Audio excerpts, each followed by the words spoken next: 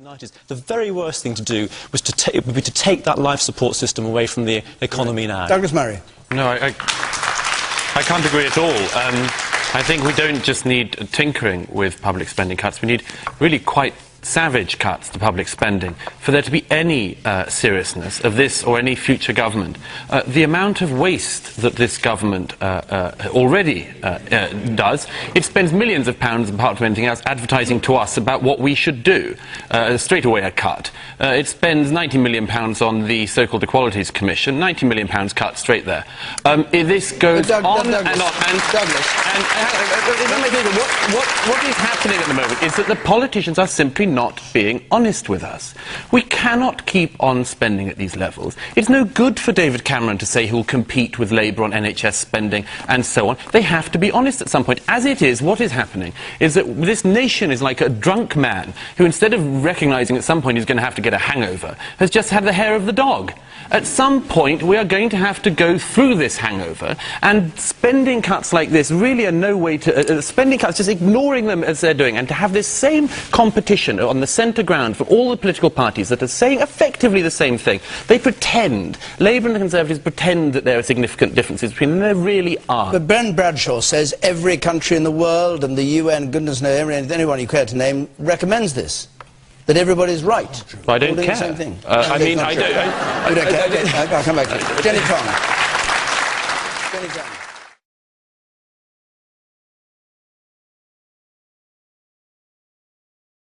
Jenny Tong?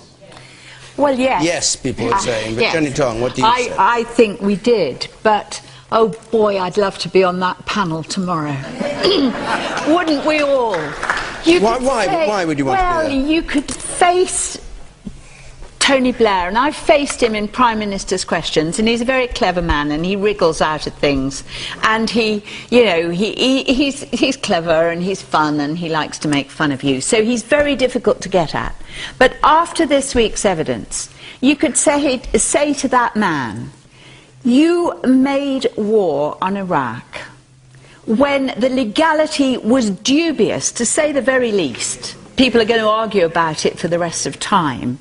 When the evidence was false and rubbish, and I saw the dodgy dossier, I actually read it. And the bits that weren't taken out of somebody's thesis in California was an actually direct lie, the 45 minutes.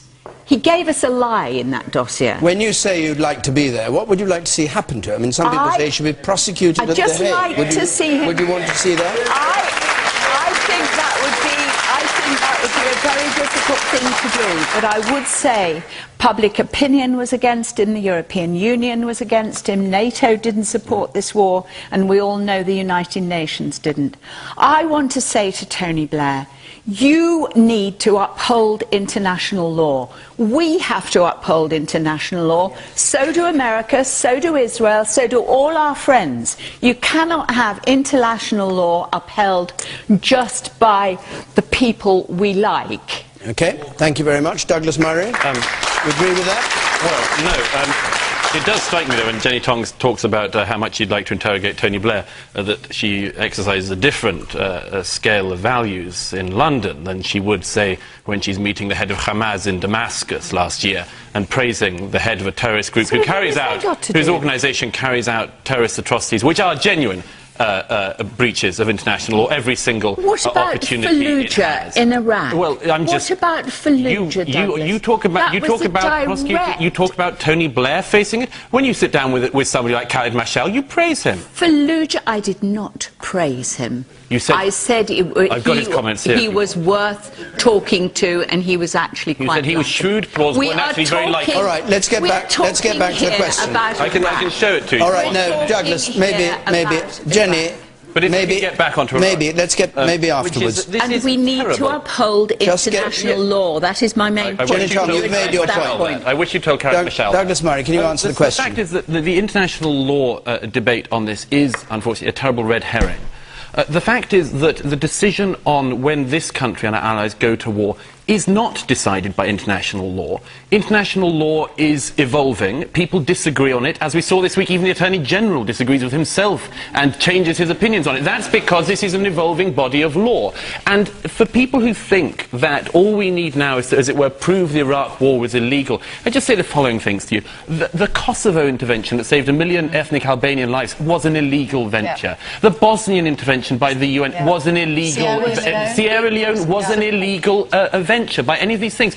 So the idea that all we have to do here is to say that Iraq was illegal, Tony Blair's guilty, this actually addresses none of the important points. There are all sorts of disagreements about Iraq. People like me who supported the intervention are unlikely to change our minds, and many people who oppose it are unlikely to change theirs. But we should try, I think, honestly, as a country, to try to get beyond this debate. Try to get beyond the debate of basically vilification to the point at which people will only be happy once Tony Blair is in the dock and convicted. That isn't going to happen. Right. We should look at where Iraq is now, help Iraq now, and try to make sure, where there were mistakes made, that they can never be made again. But the kind of rhetoric that's going round about it really is not the way to stop a repeat. Man in the second row there, yes. The man up there, yes, and then come. Yes, I'm just very surprised to find that we struggle to worry about whether a war can be legal or not.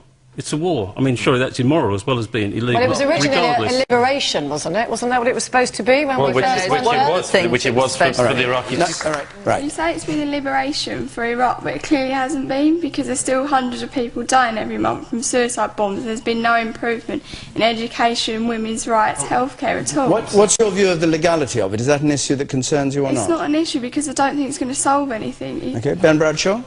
Well, I think that's right, and I mean the lawyers will argue about this till kingdom come. And as Douglas reminded us, I think Jenny, you supported the action in Kosovo to stop the genocide by Milosevic. But that had wide support. It had no United Nations. It had no United Nations resolution. And the European Union behind yes, but it had no and United it was Nations in our resolution. own backyard. It was actually in Europe. It had no United Nations resolution, which is what the central. But, you know, Sorry, can we clear this? Was it legal or not? I mean, the assertion made here was that it wasn't legal. I think the distinction on Kosovo is that it wasn't legal, but it was legitimate. So you're not worried by legality? Iraq. I said that people would argue about it till kingdom come. The thing that has really bothered me was the evidence, which was false. As Nigel said, right. It was a false prospectus. Well, Ming Campbell, the then Liberal Democrat leader, also agreed that, as did every country, that Saddam had and a lot of your party destruction. Then but there were with 15. There weren't only one or two. There were 15 binding UN resolutions against Saddam. But in the end, I think where we have to come to on this is what Nigel and Douglas said, which is it's possible for people on this panel, for people in the country, for people in the audience, to have deeply held views on one side or the other, and it ought to be possible for us to agree that just because we don't necessarily share that view, that we don't question that person's motives. But there is another important All right, fact. hold on, I'm going to go to Jane. You have another important fact, but wait just a moment with it. Jane Moore. I think there's benefit of hindsight here, of course, and if maybe it had been as successful as Sierra Leone, we might not be having this inquiry in particular, because it's obviously been a bit of a disaster. But I think we can all say here, Saddam Hussein, bad man, nobody laments his loss. Was it legal? Ostensibly, no. It wasn't. And for me, but again, I don't think that's particularly the issue, but for me, looking at the bigger picture, I then kind of think, well, what is the point of having this whole sort of UN structure if we're not going to actually listen to what they have to say? And there we are saying we're going to go to this country and we're going to try and make it a democratic country, and then we're behaving like a dictatorship, ostensibly. Well, we were behaving like a dictatorship, because even our own Attorney General was not consulted.